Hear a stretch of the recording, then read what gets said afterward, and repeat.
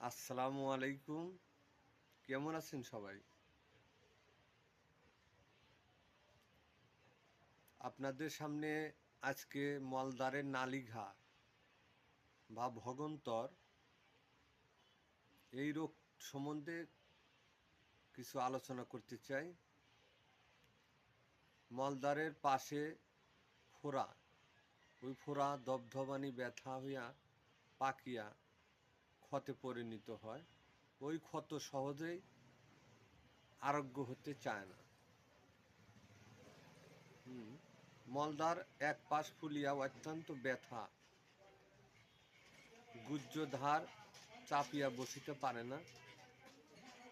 গুহ্যদ্বারে ফোড়ার ব্যথা যন্ত্রণায় প্রথম অবস্থায় অনেক ব্যথা যন্ত্রণা বোধ করেন। মলদ্বার সর্বদাই রসে ভিজিয়া থাকে, টাটানি ব্যথা পুষ পড়ে। সর্বদাই মলদ্বার থেকে রস ঝরে জ্বালা করে। সে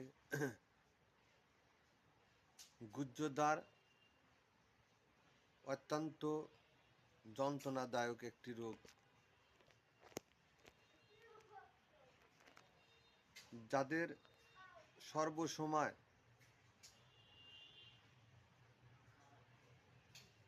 ভগন্তর নালীর ধারা গায়ের ভিতর থেকে রস বের হয়ে ভিজিয়া থাকে এবং অত্যন্ত দুর্গন্ধ কষ্টদায়ক,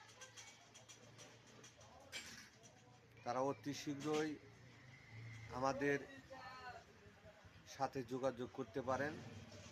আমাদের হোমিও ওষুধের দ্বারাই অনেক রোগী ভালো হচ্ছেন ইনশাল্লাহ।